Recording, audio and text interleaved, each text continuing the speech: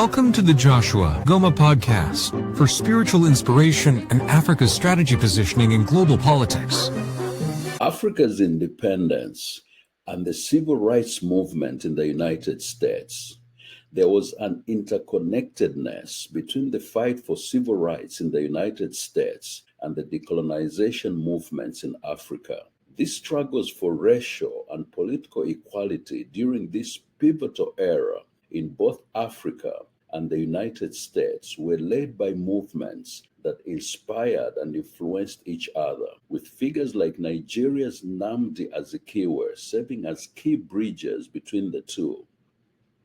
In November 1960, Dr. Martin Luther King traveled to Lagos, then Nigeria's capital city, to attend the inauguration of Namdi Azikiwe as Nigeria's first Governor General of African descent. Azikiwe, who later became the first president of Nigeria and was a lifelong advocate of African independence, personally invited King to take part in the official inauguration festivities. When King traveled to Nigeria in 1960, the liberation struggles there and in other African nations were having a profound impact on the American civil rights movement. Noting that Azikiwe and other African leaders were popular heroes on most historically Black colleges and campuses, King called the African liberation movement the greatest single international influence on American Negro students, offering the young people hope and guidance in their own struggle for freedom in the United States. Azikiwe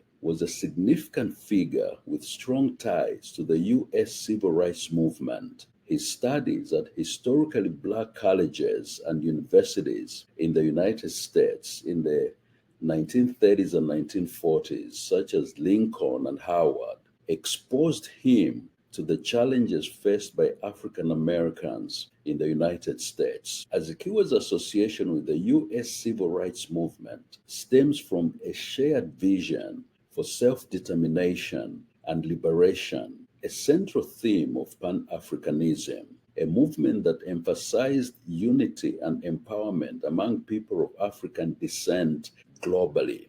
This connection is particularly evident through Azikiwe's interactions with leaders of the United States civil rights movement and his strong advocacy for Pan-Africanism. He viewed the African American struggle for civil rights as intrinsically linked to the broader fight against colonialism in Africa. Kwame Nkrumah was Ghana's first president. His advocacy for Pan-Africanism and his critiques of colonialism and racism resonated with activists in the United States. He also extended an invitation to African Americans to participate in Ghana's independence celebrations, demonstrating his solidarity with the civil rights movement in the United States of America. Nkrumah invited African Americans to participate in Ghana's independence celebrations in 1957, including figures like W.E. Du Bois and Martin Luther King's junior lawyer, Pauli Murray. This gesture of solidarity was significant, especially considering the racial segregation prevalent in the United States at the time. Nkrumah's political philosophy, Pan-Africanism, which emphasized unity and solidarity among people of African descent globally, was a source of inspiration for the civil rights movement. He believed that the struggles against colonialism in Africa and racial discrimination in the United States were interconnected.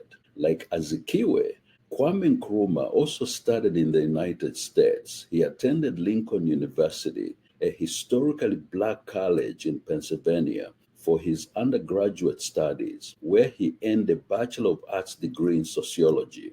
He later attended the University of Pennsylvania, also in Pennsylvania, for a graduate study program in philosophy and education. There was also a strong collaboration between the United States civil rights movement and the African National Congress, ANC, of South Africa. They shared a strong connection, with many African Americans drawing parallels between their own struggle against segregation and the apartheid regime in South Africa. Both movements confronted systems of racial segregation and discrimination, with African Americans facing Jim Crow laws and Black South Africans enduring apartheid. This solidarity led to significant American involvement in the anti-apartheid movement, including activism, boycotts, and lobbying for sanctions against South Africa. Organizations like the American Committee on Africa and Trans-Africa played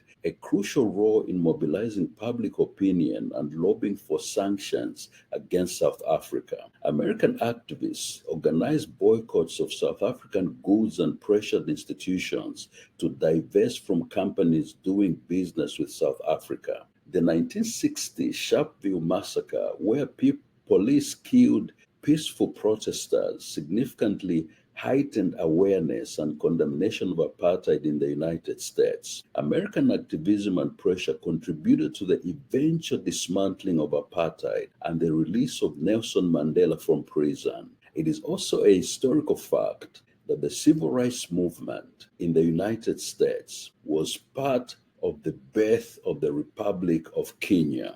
Tom Mboya of Kenya was perhaps the poster child of this collaboration between Africa's independence movements and the civil rights movement in the United States of America. In August of 1956, an American civil rights organization named the American Committee on Africa, ASOA, sponsored then 26-year-old Tom Mboya from the British colony of Kenya to speak in America. Mboya, while lecturing at colleges in America, asked college presidents to provide free scholarships for Kenya students. This effort led to the 1959 program called Airlift to America, where money was raised to charter an airplane to bring Kenyan students with America scholarships to study in the United States of America.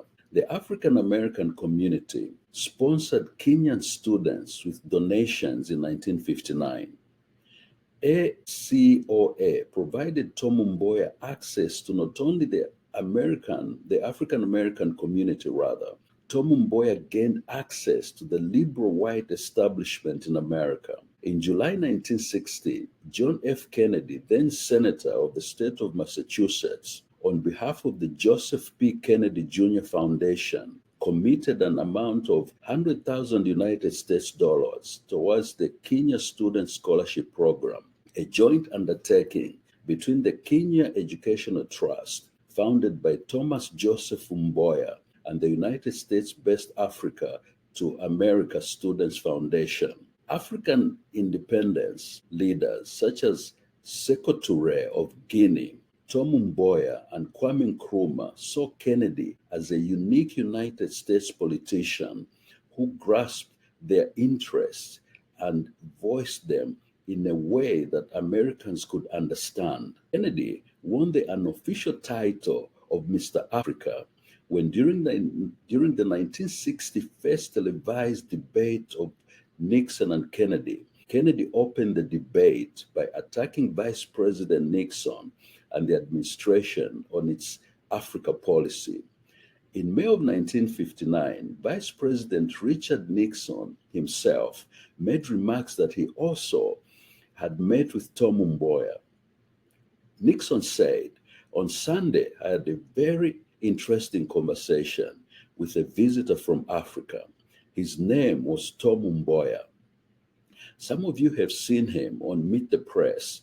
Others of you have perhaps, like Victor Reuther, worked with him in the labor movement. He is just 29 years of age, from Kenya, colony in Africa, and of various leaders of the world who have come to my office and whom I have met in other countries in the last 5 or 6 years. He is one of the ablest, one of the clearest thinkers of any it has been my privilege to meet." Civil rights attorney Thurgood Marshall, then a prominent civil rights lawyer, was invited to Kenya in the early 1960s to advise on the drafting of their independence constitution. He participated in the constitutional negotiations with London, where he helped to shape the Bill of Rights. Dr. Martin Luther King Jr. and many of America's civil rights advocates supported Tom Mboya's efforts. King and Mboya met in Atlanta, where King delivered remarks at an Africa Freedom Dinner in Mboya's honor. Mboya reached out to King for financial assistance to support Kenyan students pursuing education in the United States, and King mobilized resources to help. Mboya's work influenced figures like President Barack Obama's father, and Mboya was also mentored by American civil rights leaders like King. Tom Mboya was a prominent Kenyan labor leader and politician. He received support from various sources during his efforts to establish a strong trade union movement in Kenya and secure the country's independence from Britain. It was A. Philip Randolph, a significant figure in the American civil rights and labor movements, who paved the way for Mboya to come to the United States. He played a key role in providing support and opening doors for him in the United States. Randolph helped arrange for Tom Mboya to visit the United States in 1959, including giving a powerful speech at a civil rights rally alongside Martin Luther King Jr. On April 8, 1959, Tom Mboya arrived in the United States for a 5-week tour. 35 days and about 100 speeches later, Tom Mboya returned home to Kenya. He crisscrossed the United States, giving as many as 6 addresses a day, from New York City to San Francisco, Boston to Miami Beach. Almost every meeting was packed beyond the expectations of the planners. At the Africa Freedom Day celebration in New York's Carnegie Hall, 2,700 people paid to hear Mboya speak, while hundreds were turned away from the door. An estimated 1,000 people turned away from a meeting at Rackham Auditorium in Detroit, with 1,500 in attendance. At the University of Michigan, 800 students, who generally began their weekend early on Fridays, stayed on campus to hear Mboya speak. At Northwestern University, a meeting for 200 people was planned, but at the last minute, an auditorium was procured to accommodate the 900 people who came. And it was this way at almost every place Mboya spoke. A. Philip Randolph is said to have adopted Mboya as a son, highlighting the strong bond and mentorship that developed between the two men. This relationship between Mboya and Randolph and the platforms Randolph provided helped Mboya garner international support for Kenya's independence movement and secure financial aid for educational initiatives for Kenya students, including the famous airlifts that brought students, including Barack Obama Sr., to study in the United States. The untold story of Kenya and Tom Mboya is that over 800 Africans, thanks to Tom Mboya, were able to attend college in the United States of America. After Mboya complained to the board of ACOA that he had already secured scholarships for